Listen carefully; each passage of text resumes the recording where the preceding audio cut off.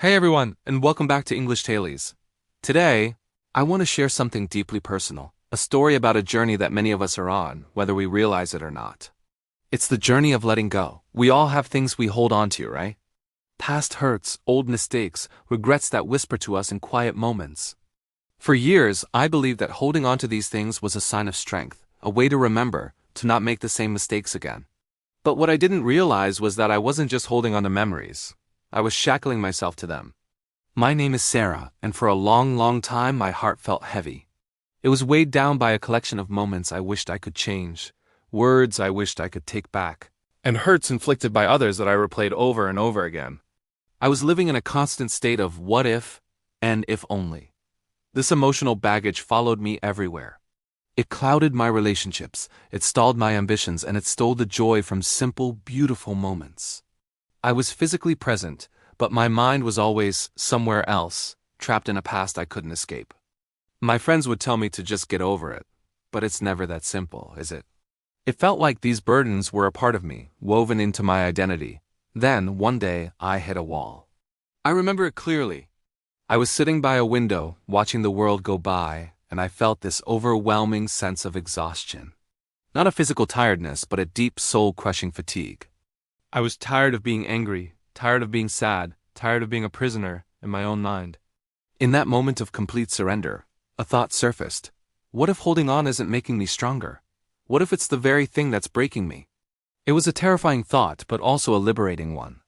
It was the first crack of light in a very dark room.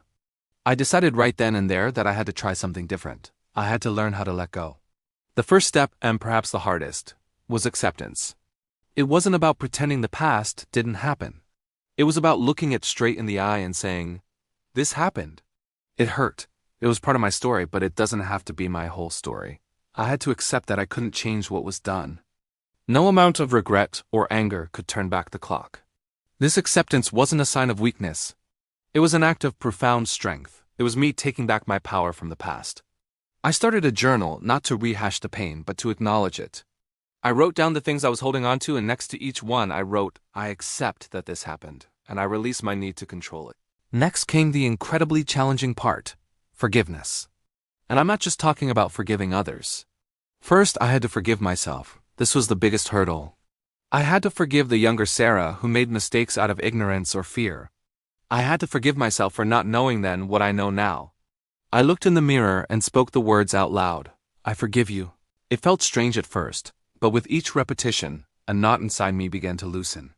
Then I turned to others.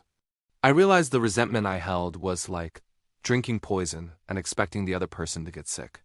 It was only harming me. Forgiving them wasn't about condoning their actions or even letting them back into my life.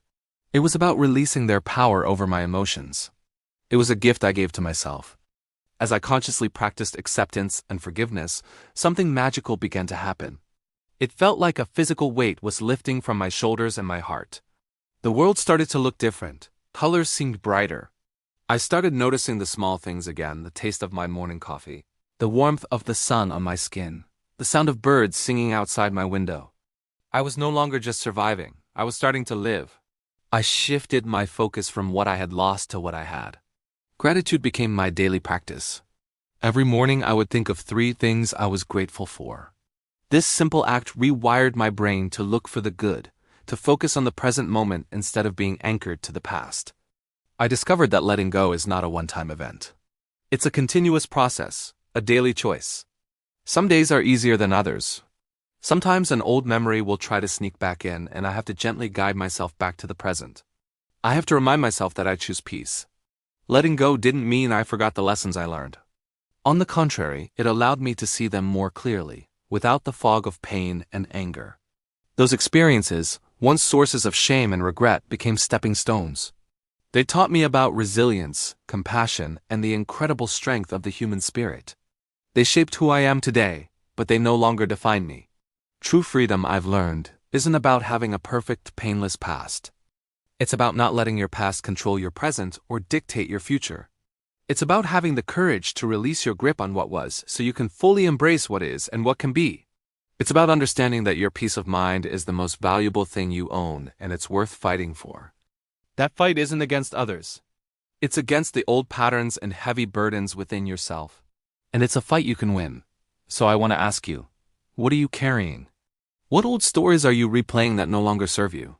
I encourage you to just consider the possibility of setting them down. You don't have to do it all at once. Start small. Choose one thing. Acknowledge it, accept it, and make the conscious choice to release its hold on you. Your journey will be unique to you, but I promise you this. On the other side of letting go, there is a profound sense of peace and a lightness of being that you deserve. Freedom and a brighter future are waiting for you. If this story resonated with you, if it touched a part of your heart, please subscribe to English Tailies. We share more inspiring stories like this every week about personal growth, finding peace, and navigating the beautiful complexities of life. Don't forget to like this video and share it with someone who might need to hear this message today. And hit that notification bell so you never miss a new story. Thank you for listening, and remember to be kind to yourself on your journey. See you next time.